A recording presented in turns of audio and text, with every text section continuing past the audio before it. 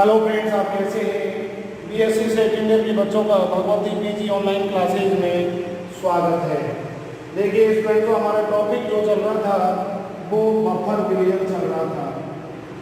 Buffer विलयन यानी कि उभय प्रतिरोधी विलयन। उभय प्रतिरोधी विलयन ये टॉपिक हमारा पूर्व के वीडियो में चल रहा था, यानी ऐसा विलयन जिनके अंदर अम्ल व क्षार की मात्रा मिलाने पर इनकी पीएच में कोई परिवर्तन नहीं होता है। कोई परिवर्तन नहीं होता है, तो ये बफर विलयन कहलाते हैं। कैसे विलयन कहलाते हैं? बफर विलयन कहलाते हैं। ये दो प्रकार के होते हैं, सामान्य उभय प्रतिरोधी विलयन। सामान्य उभय प्रतिरोधी विलयन, सामान्य उभय प्रतिरोधी विलयन। दूसरा है आपका मिश्रित उभय प्रतिरोधी विलयन। मिश्रित उभय प्रतिरोधी विलयन, और इसके भी दो प्रकार होते हैं।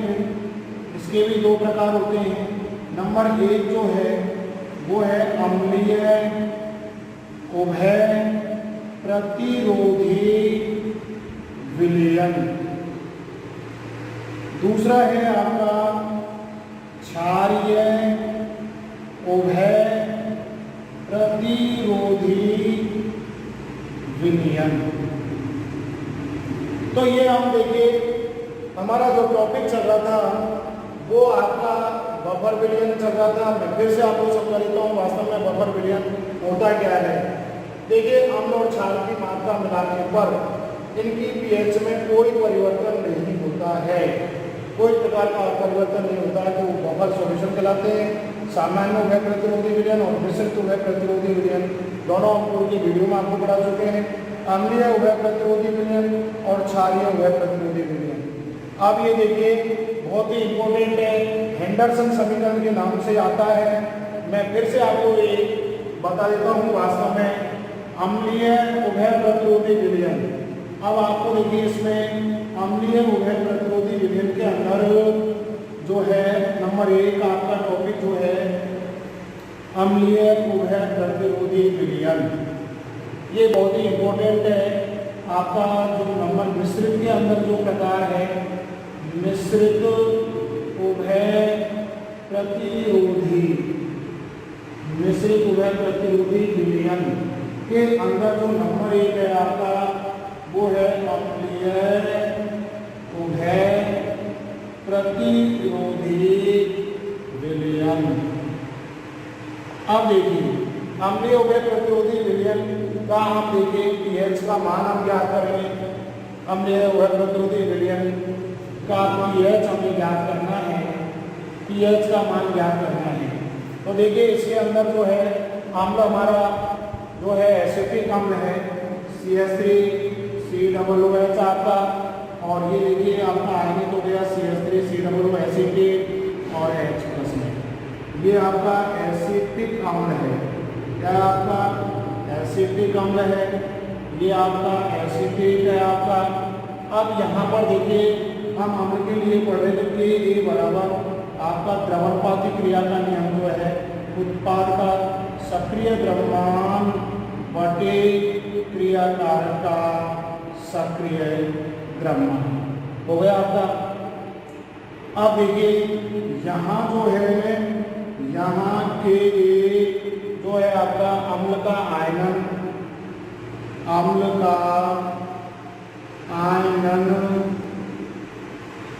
या वियोजन स्थिरांक है, या वियोजन क्या है? स्थिरांक।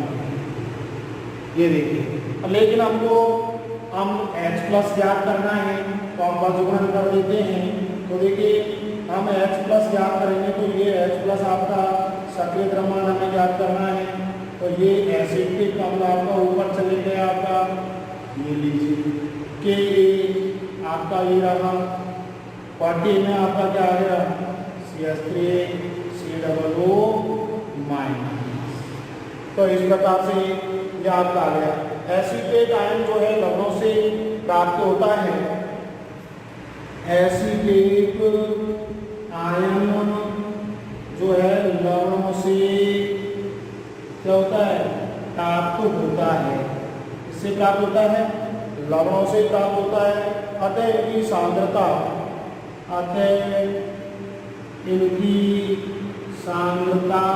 जो है इनकी सांद्रता जो है लवण की सांद्रता के बराबर होती है। लवण की सांद्रता के बराबर होती है। तो ये आपका के यहाँ है, ये आपका, तो देखिए ये आपका जो है H प्लस का सक्रिय द्रव्यमान बराबर के और आपका ये अम्ल बटे आपका लवण का सक्रिय द्रव्यमान, क्योंकि एसीटेट जो है वो आपके लवणों से प्राप्त होता है। अतः इनकी सांद्रता लवणों की सांद्रता के बराबर होती है। अब दोनों तरफ लॉग लेने पर, दोनों तरफ लॉग लेने पर, तो लॉग ले लीजिए। लॉग आपका H प्लस का सक्रिय द्रव्यमान बराबर लॉग के डॉट लॉग आपका अम्ल का सक्रिय द्रव्यमान बटे लवण का सक्रिय द्रव्यमान। अब दोनों तरफ ऋणात्मक चिन्ह से गुणा करने पर, दोनों तरफ ऋणात्मक चिन्ह से गुणा करने पर, तो minus log H plus minus log के माइनस लॉग अम्ल का सक्रिय द्रव्यमान बटे लवण का सक्रिय द्रव्यमान।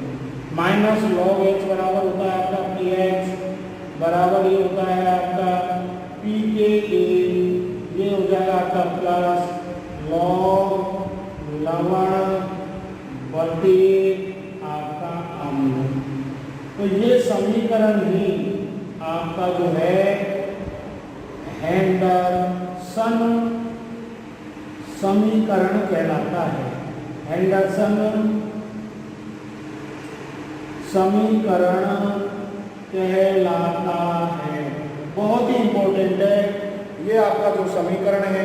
इस समीकरण को ही हम हेंडरसन समीकरण कहते हैं, जो वेरी वेरी इंपॉर्टेंट है।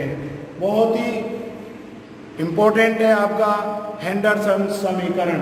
तो देखिए इसमें जो हम ये फिर से हम आपको ये पुनरावृत्तियों में करिए, कल के वीडियो में हम आपको करा चुके हैं। जो बच्चे नहीं समझ पाए वो उन्हें आप समझ लीजिए। बफर विलीन हमारा टॉपिक चल रहा है। बफर सॉल्यूशन उभय प्रतिरोधी विलीन वास्तव में होता क्या है, हमने आपको बता दिया। ऐसा विलीन जिसमें हम लोग क्षार की मात्रा मिलाने पर उनकी पीएच में किसी प्रकार का कोई परिवर्तन नहीं हो, वह बफर विलीन कहलाता है। दो प्रकार के होते हैं, सामान्य और मिश्रित। मिश्रित के हम प्रकार पढ़ रहे हैं। अम्लीय उभय प्रतिरोधी विलीन, अम्लीय है नाम से पता चल रहा है। एसिटिक अम्ल है आपका, ये एसिटेट में टूट गया। द्रवणपाती क्रिया का नियम आप पढ़ गया है। उत्पाद बटे क्रियाकारक के यहाँ पर अम्ल का आयनन या वियोजन स्थिरांक है। हम H प्लस का सांद्रता निकाल रहे हैं। H प्लस का सक्रिय द्रव्यमान H आपका यहाँ आ गया, ये मान आपको ऊपर चले गया के एसिटिक अम्ल और ये एसिटेट। एसिटेट आयन लवणों से प्राप्त होता है। अतः इनकी सांद्रता लवणों की सांद्रता की क्या होती है, बराबर होती है। तो अम्ल बट्टी लवण हो गया एसिटेट। एसिटेट की जगह हमने लवण लिख दिया, वास्तव में एसिटेट लवण के बराबर होता है। एसिटिक अम्ल होता है। दोनों तरफ लॉग लेने पर हमने दोनों तरफ लॉग ले, लॉग H प्लस का सक्रिय द्रव्यमान लॉग के लॉग अम्ल बटे लवण, दोनों तरफ ऋणात्मक चिन्ह से गुणा करने पर तो ये माइनस लॉग हो गया। अब देखिए ये मान होता है, आप जूनियर में पढ़ के आएंगे, माइनस लॉग H प्लस का मान होता है pH, माइनस लॉग K का मान होता है pK, और ये देखिए आपका लवण ऊपर चले गए तो माइनस माइनस प्लस हो गया आपका लॉग लवण बटी अम्ल। इस समीकरण को हम हेंडरसन समीकरण कहते हैं। अब देखिए स्टूडेंट्स, इसी प्रकार से हम क्षार के लिए भी ज्ञात कर सकते हैं। यहाँ अम्लीय उभय प्रतिरोधी विलयन का पीएच की जगह जो हम हैं क्षार का भी ज्ञात कर सकते हैं। तो क्षार का हम कैसे ज्ञात करेंगे? NH4OH आपका है, NH प्लस और OH माइनस आपका। तो ये देखिए आपका NH प्लस और OH माइनस हो गया, नीचे NH4OH हो गया आपका उत्पाद बटे आपका क्रियाकारक OH हमें ज्ञात करना है। यहाँ Kb हो जाएगा। यहाँ जो है हम इस अम्ल की जगह हमने क्षारीय ले लिया तो ये Kb हो जाएगा आपका, B का मतलब बेस, क्षार हो जाएगा आपका। अब इसी प्रकार से Kb बराबर जो है क्षार का आयनन या विरोधन स्थिरांक हो गया। यहाँ Kb हो जाएगा आपका, यहाँ पर Kb हो जाएगा और यहाँ NH4 आपका जो है OH हो जाएगा और ये आपका NH प्लस हो जाएगा, यहाँ OH हो जाएगा। और इसी प्रकार से हम जो है NH प्लस आयनों की सांद्रता को लवणों NH4Cl के बराबर माना जाता है। तो इस प्रकार से देखिए ये OH माइनस Kb और आपका क्या हो जाएगा क्षार बटे लवण। NH4OH ऊपर है आपका, NH प्लस है तो लवण हो जाएगा आपका। दोनों तरफ हमने लॉग ले लिया तो यहाँ पर लॉग OH हो जाएगा, ये लॉग Kb हो जाएगा, ये लॉग आपका जो है क्षार बटे लवण आपका हो गया, ऋणात्मक चिन्ह से हमने गुणा कर दिया तो यहाँ POH हो जाएगा, यहाँ PKb हो जाएगा, यहाँ जो है आपका प्लस लॉग और आपका क्या हो जाएगा, ये जो हो जाएगा आपका लवण बटे क्षार। केवल अम्ल की जगह आपका क्षार हो जाएगा। बहुत ही सिंपल है, जो कि हम पूर्व के वीडियो में आपको पढ़ा चुके हैं। अब देखिए नया टॉपिक हमारा है लवण जल अपघटन। उभय प्रतिरोधी बफर विलयन के बाद में हम जो पढ़ेंगे वो है लवण जल अपघटन। बहुत ही इंपॉर्टेंट है। लवण जल अपघटन के अंदर देखिए आप, ये लवण जल अपघटन जो है, लवण जल अपघटन की हम बात कर रहे हैं। जब लवण की क्रिया जल के साथ कराते हैं, जब लवण की क्रिया हम जल के साथ कराते हैं तो अम्ल व क्षार बन जाते हैं। अम्ल और क्षार बन जाते हैं। तो देखिए लवण जल अपघटन, लवण जल अपघटन में देखिए जब लवण की क्रिया, जब लवण की क्रिया जल के साथ या जल के साथ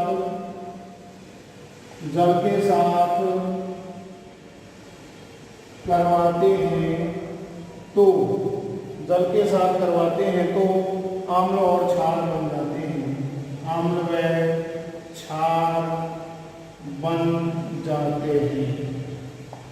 तो इस प्रकार से अम्ल व क्षार बन जाते हैं। यह क्रिया ही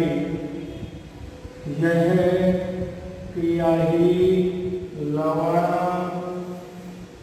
जल अपघटन कहलाती है। यह क्रिया ही लवण जल अपघटन कहलाती है। तो लवण जल अपघटन एक बहुत ही इंपॉर्टेंट है। जब लवण की क्रिया हम जल के साथ करवाते हैं तो अम्ल व क्षार बन जाते हैं। अम्ल और क्षार बन जाते हैं। यह क्रिया ही लवण जल अपघटन कहलाती है। जैसे हमने एसीटेट की क्रिया जल के साथ करा रहे हैं तो आपका अम्ल बन गया और क्षार बन गया। ये बहुत ही सिंपल है। तो इस प्रकार से इसमें देखिए लवण जल अपघटन में हमें निम्न बातों का ध्यान रखना चाहिए। निम्न बातों का ध्यान जो रखना है, पहला है लवण जल अपघटन के अंदर जो है वो है प्रबल अम्ल और प्रबल क्षार पूर्ण आयनित होते हैं। प्रबल अम्ल व प्रबल क्षार पूर्ण आयनित होते हैं। प्रबल अम्ल और प्रबल क्षार आयनित हो जाते हैं। दूसरी बात जो ध्यान रखनी है, जैसे प्रबल अम्ल आपका HCl है, उत्क्रमणी रिएक्शन H+Cl- पूर्ण रूप से आयनित हो गया आपका। दूसरा है दुर्बल अम्ल और दुर्बल क्षार अनायनित होते हैं। दुर्बल अम्ल व दुर्बल क्षार अनायनित होते हैं, अनायनित होते हैं, आपके अनायनित होते हैं, इनका आयनन नहीं होता है। जैसे सबसे इम्पोर्टेंट आपका है एसिटिक अम्ल, ये पूर्ण रूप से आयनित नहीं होता है। तीसरा देखिए जो ध्यान रखना है वो है लवण अपघटन में जब जल अधिक उपस्थित होता है। लवण जल अपघटन में, लवण जल अपघटन में, लवण जल अपघटन में जब जल अधिक उपस्थित होता है, अधिक मात्रा में उपस्थित होता है। और चौथा जो है इसमें लवण अपघटन पर द्रवणपाती क्रिया का नियम लागू होगा। लवण अपघटन पर द्रव्य अनुपाती क्रिया का नियम लागू होता है। तो ये चार बातों का ध्यान रखना बहुत जरूरी है। जब भी हम लवण जल अपघटन पढ़ते हैं तो लवण जल अपघटन है क्या, मैंने आपको एक एग्जांपल के माध्यम से बताया। सबसे सिंपल है, ये लवण है, इसकी क्रिया हमने जल के साथ करा रहे हैं। तो देखिए ये आपका एसिटिक अम्ल और ये OH है, ये अम्ल हो गया आपका और ये आपका क्षार हो गया। तो हम यहाँ पर कह रहे हैं भाई जब लवण की क्रिया हम जल के साथ करवाते हैं तो अम्ल व क्षार बन जाते हैं। यह क्रिया ही आपकी लवण जल अपघटन कहलाती है। तो ये अम्ल और क्षार का निर्माण हो गया। लवण जल अपघटन के लिए निम्न कंडीशन में निम्न बातों का ध्यान रखना जरूरी है।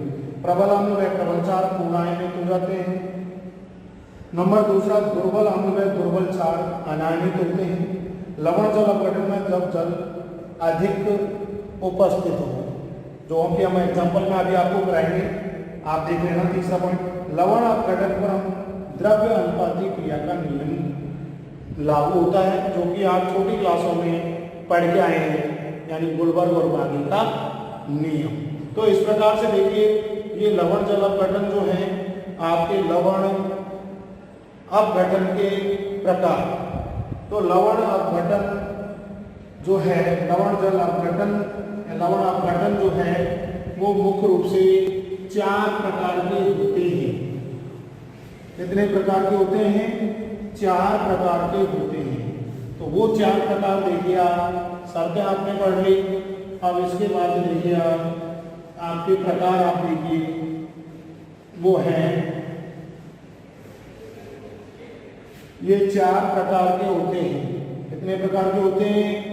4 प्रकार के होते हैं। आप देखिए नंबर 1 हम आपको बताते हैं।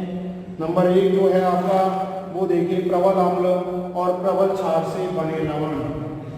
पहला है आपका प्रबल अम्ल व प्रबल क्षार से बना लवण। प्रबल अम्ल व प्रबल क्षार से बना लवण।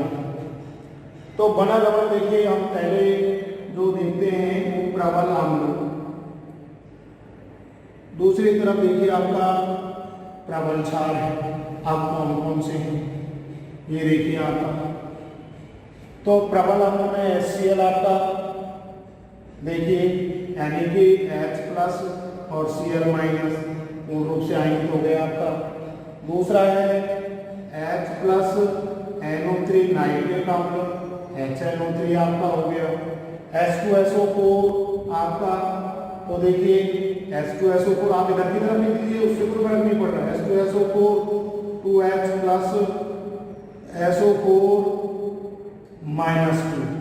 तो इस प्रकार से हाइड्रोक्लोरिक अम्ल, नाइट्रिक अम्ल, सल्फ्यूरिक अम्ल और अगला है आपका NaOH। NaOH के अंदर देखिए आप Na+OH- आपका हो गया KOH, आपका K+ और OH-। तो इस प्रकार से ये प्रबल अम्ल और प्रबल क्षार के हमने आपको उदाहरण आपको बता दिए जो आपको ध्यान रखने हैं। आगे देखिए, इन लवणों का विलयन उदासीन होगा। इन लवणों का विलयन उदासीन होगा। इन लवणों का विलयन क्या होगा? उदासीन होगा। अतः इनका लवण अपघटन नहीं होगा। अतः इनका लवण अपघटन नहीं होगा।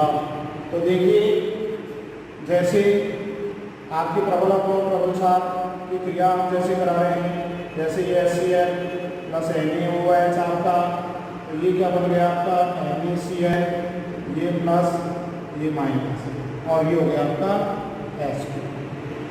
अब देखिए, ये NaCl आपका जो है लवण है। NaCl आपका क्या है? ये लवण है। और ये लवण देखिए, इसका हमने जल अपघटन करा दिया। हमारी परिभाषा में यही था। तो देखिए, जब हम इसका जल अपघटन कराते हैं तो NaOH + HCl, तो ये आपका प्रबल क्षार बन गया और ये क्या बन गया? आपका प्रबल अम्ल बन गया। हमने यही कहा था, जब किसी भी लवण का हम जल अपघटन कराते हैं तो अम्ल और क्षार का निर्माण होता है। अब देखिए, अब हम इसको यहाँ पर देखिए इस तरीके से, ये Na+ और Cl- जल आधिक्य में है आपका, जल आधिक्य में है। और ये आपका Na+OH- H+ और C। प्रबल अम्ल और प्रबल क्षार जो हैं पूर्ण रूप से आयनिक हो जाते हैं आपके। Na से आपका Na कट गया, Cl से आपका Cl कट गया, H2O और ये आपका OH- और H+। ये आपका समीकरण प्राप्त होगा। अतः इस प्रकार के लवणों में Na+ में Cl का योग नहीं होता है। इस प्रकार के लवणों में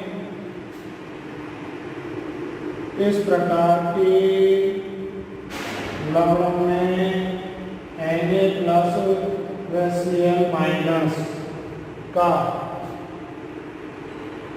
का योग नहीं होता है, का योग नहीं होता है। अतः इस प्रकार के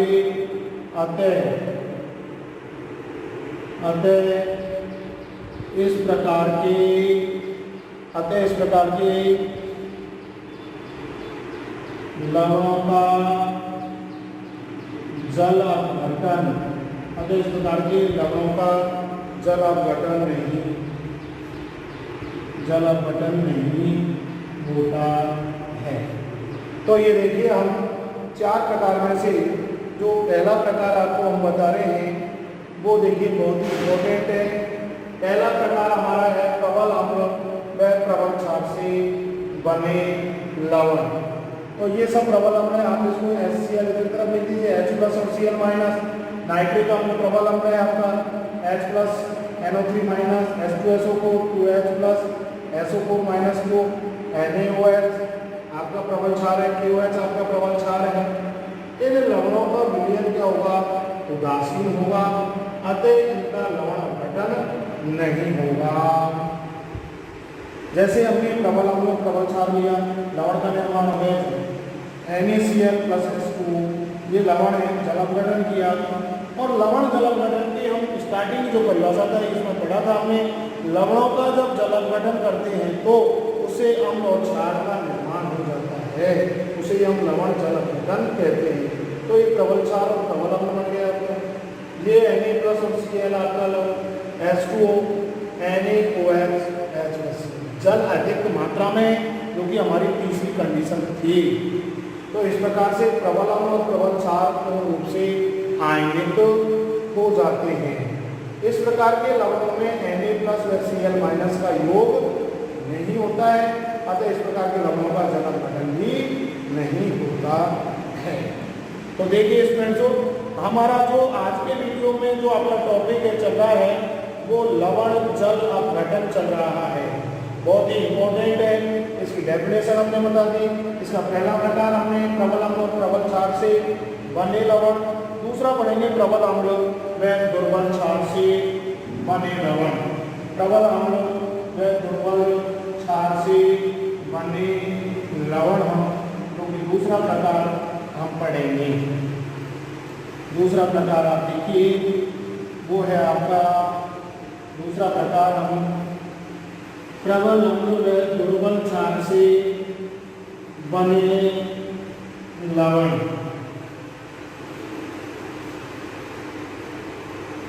प्रबल अम्ल व दुर्बल क्षार से प्रबल अम्ल व दुर्बल क्षार से बना लवण या बने लवण। तो प्रबल अम्ल में देख लीजिए आप उदाहरण प्रबल अम्ल, और ये हो गया आपका दुर्बल क्षार। तो प्रबल अम्ल के अंदर जैसे हमने पहला एग्जाम्पल ये पढ़ा था H+ और Cl- HNO3 आपका H+NO3- आपका H2SO4 2H+ SO4-2। तो ये हो गए हमारे। अब इसके बाद देखिए दुर्बल क्षार जो है आपका NH4OH NH+OH- हो गया आपका कैल्शियम Ca+2+2OH-। तो ये देखिए इस प्रकार से हम लिख सकते हैं इसको CaOH का हॉर्न। तो Ca+2+2OH-। तो देखो ये क्षार हो गया। तो दुर्बल क्षार के उदाहरण है। तीसरा एग्जाम्पल जो है वो हमारा है AlOH का होल प्राइस Al+3+3OH-। तो इस प्रकार से इन लवणों का विलयन कैसा होगा, अम्लीय होगा। यहाँ पर देखिए इन लवणों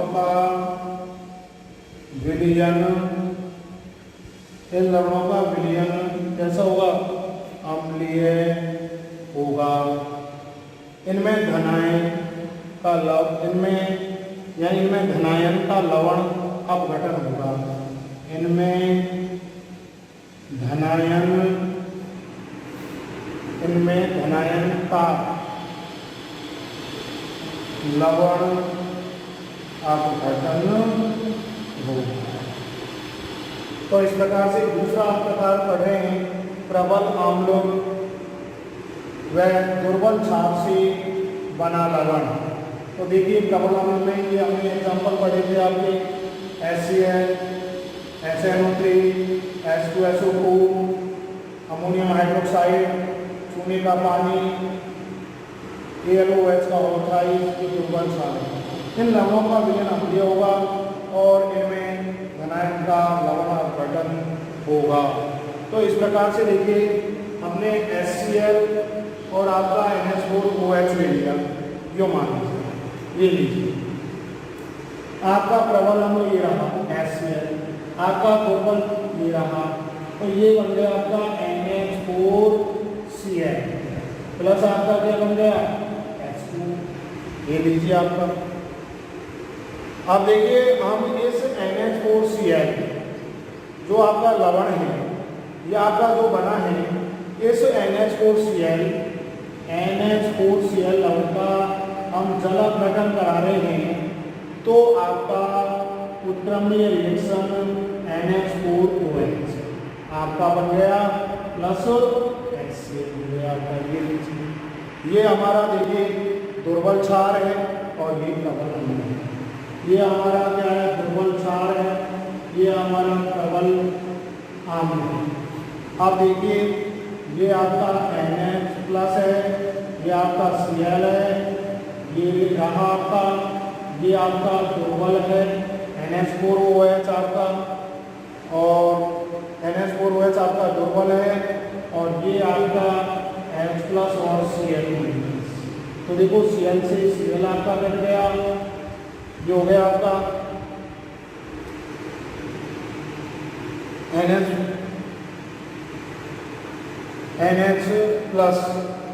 और ये रहा आपका जल। तो इस प्रकार से देखिए ये आपका बन गया NH4OH आपका दुर्बल क्षार है, NH4OH आपका NH4H2O, ये देखिए ये NH+ और ये H2O, ये NH4OH प्लस H+, ये लीजिए। तो ये अम्लीय, हमने कहा था लवण अपघटन होगा, इन लवणों का विलयन कैसा होगा आपका? अम्लीय होगा। इन लवणों का विलयन कैसा होगा? अम्लीय होगा। तो देखिए आज हमने आपको दूसरा प्रकार पढ़ाया, प्रबल अम्ल व दुर्बल क्षार से बने लवण जल अपघटन आज का हमारा टॉपिक था, बहुत ही इम्पोर्टेंट था, जिसको हमने परिभाषा के माध्यम से आपको समझाया। जल अपघटन करने पर अम्ल और क्षार प्राप्त होते हैं। तो आज के लिए इतना ही, बहुत धन्यवाद स्टूडेंट्स। अगले वीडियो में आगे आपको पढ़ाएंगे।